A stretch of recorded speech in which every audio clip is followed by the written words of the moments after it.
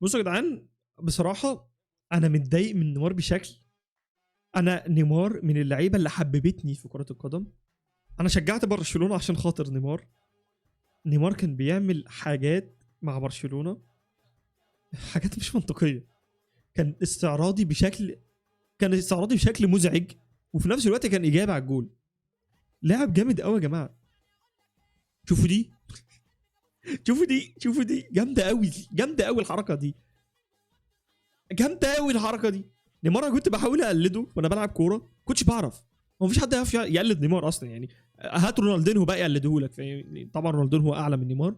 ولكن انت عشان توصل للليفل بتاع نيمار من الخفه والكنترول في الكوره شوفوا كل دول عدى منهم ازاي.